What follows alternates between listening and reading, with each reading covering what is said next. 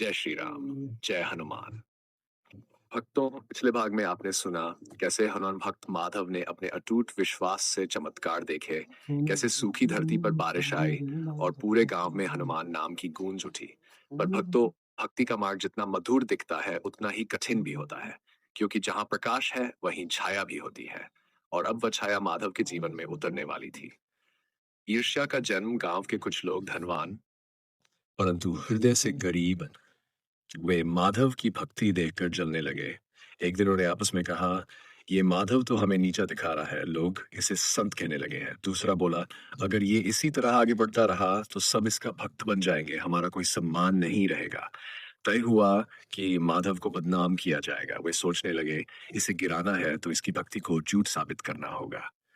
षड्यंत्र की शुरुआत एक रात जब माधव मंदिर में ध्यान लगा रहा था, चार आदमी मंदिर में घुसे। उनके हाथों में शराब की बोतलें और कुछ सोने के सिक्के थे। उन्होंने वो सब मंदिर के भीतर रख दिए और अगले दिन पूरे गांव में खबर फैला दी, माधव ने मंदिर का अपमान किया है, उसने मंदिर में शराब रखी है। गांव के लोग स्तब्ध रह गए। कोई कहनी माधव ऐसा नहीं कर सकता, कोई कहता लेकिन सबूत तो मंदिर में है। जब माधव सुबह मंदिर पहुंचा तो देखा मंदिर के अंदर शराब की गंध है और लोग उसे घूर रहे हैं। आरोप और अपमान। गांव का मुखिया बोला, तू तो खुद को हनुमान भक्त कहता है और ये तेरे कर्म। माधव शांत स्वर में बोला, मुखिया जी, मैं झूठा नहीं हूं, मैंने ऐसा कुछ नहीं किया, ये मेरे प्रभु का घर है, मैं यहाँ शराब नहीं लाऊंगा। लोग चिल्लाने लगे, झूठा, दिखावा करता है, चमत्कारों का नाटक करता है। भक्तों, जिसे कल तक संत माधव कहा जा रहा था, आज वही पाखंडी कहा जा रहा था। माधव के आंसू बह निकले, पर उसने अपने आंसू पोंछे और कहा, अगर मेरा विश्वास सच्चा है तो हनुमान जी स्वयं न्याय करेंगे। हनुमान जी की मौन परीक्षा। उस रात माधव मंदिर के बाहर नहीं गया। वह मूर्ति के सामने बैठा रहा, हाथ जोड़कर बोला, हे पवन पुत्र, मैंने जीवन भर आपका नाम लिया, आज लोग मुझे पाखंडी कहते हैं। अगर मैं दोषी हूं तो मेरी भक्ति आज ही समाप्त कर दो, पर अगर मैं निर्दोष हूं तो मुझे सत्य का दर्शन दो। रात का तीसरा पहर था। आसमान में अजीब सी चमक उठी। मंदिर की घंटियां अपने आप बजने लगीं और मियांकों से लाल प्रकाश निकला जो सीधे माधव के माथे पर आकर ठहर गया। भक्तों, माधव का पूरा शरीर कांप उठा, वह समाधि में चला गया। उसके होंठों से जय बजरंगबली का जप अपने आप निकलने लगा।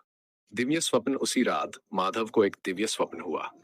उसने देखा एक विशाल रूप, लाल अंग, सोने जैसा तेज शरीर और गदा हाथ में लिए हनुमान जी। उन्होंने कहा, माधव, ये समय तेरे विश्वास की परीक्षा का है, मौन रह, मैं स्वयं न्याय करूंगा। जो तुझे गिराना चाहते हैं वही अपने कर्मों से गिरेंगे। माधव ने कहा, प्रभु, मैं आपकी आज्ञा का पालन करूंगा। और अगली सुबह जब वह उठा तो उसका चेहरा तेज से दमक रहा था। सत्य का उद्घाटन। अगले दिन गांव में हनुमान जयंती का पर्व था। मंदिर में भीड़ लगी थी। उसी वक्त वही चार लोग मंदिर में आए। उन्होंने दिखावे के लिए माथा टेका, पर जैसे ही उन्होंने मंदिर के पास कदम रखा, उनके पैरों के नीचे धरती कांप उठी। भक्तों में हाहाकार मच गया। मंदिर की दीवार पर एक लाल चिन्ह प्रकट हुआ जिस पर लिखा था, सत्य की रक्षा मैं स्वयं करता हूँ। चारों आदमी डर के मारे कांपने लगे। वे जमीन पर गिर पड़े और बोले, माधव, हमने झूठा आरोप लगाया था, हमें माफ कर दे। माधव ने मुस्कुराकर कहा, माफ करना मेरा धर्म है, लेकिन अपने पाप को प्रभु के चरणों में कबूल करो। उन्होंने मूर्ति के सामने सिर झुका दिया। उस दिन गांव में हनुमान जी का नाम पहले से कहीं ज्यादा गूंज उठा।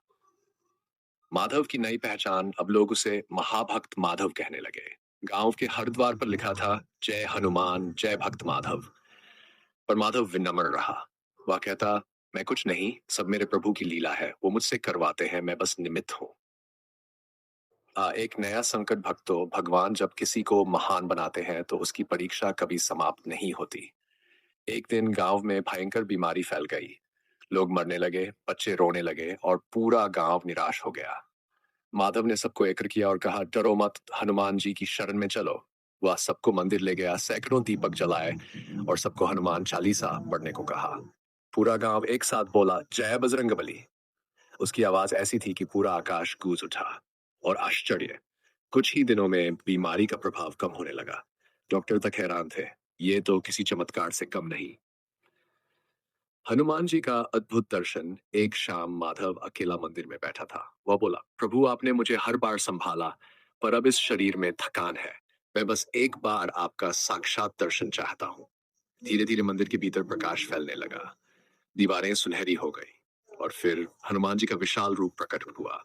लाल आभा, तीव्र तेज, हाथ में गदा और चेहरे पर करुणा। माधव भूमि पर गिर पड़ा। प्रभु, मेरे जीवन का उद्देश्य पूरा हो गया। हनुमान जी बोले, माधव तू सच्चा भक्त है, लेकिन अभी तेरी लीला पूरी नहीं हुई। तुझे मानवता की सेवा करनी है। जहां लोग निराश होंगे वहां तू मेरा नाम लेकर आशा जगाएगा। माधव ने कहा, प्रभु आपकी आज्ञा शिरोधार्य है। और वह प्रकाश लुप्त हो गया। माधव की आंखों में आंसू थे पर मन में आनंद था। तो इस प्रकार माधव की भक्ति ने हर परीक्षा पार की। झूठ, षड्यंत्र, अपमान सब कुछ सहा, पर विश्वास नहीं डगमगाया। हनुमान जी ने अपने भक्त की रक्षा स्वयं की, क्योंकि जब हृदय सच्चा होता है तो भगवान को साक्षात प्रकट होना पड़ता है। पर भक्तों, कथा अभी पूरी नहीं हुई है। अभी बाकी है माधव की अंतिम परीक्षा, जहां उसे अपने प्राणों की आहुति देकर भी भक्ति निभानी होगी। जहां हनुमान जी साक्षात धरती पर अवतरित होंगे अपने भक्त को वरदान देने। जय श्री राम, जय बजरंगबली। आइए अगले भाग में सुनते हैं हनुमान भक्त माधव की अद्भुत कथा, भाग 3, साक्षात दर्शन, जहां भक्त और भगवान का मिलन इस कथा को अमर बना देगा।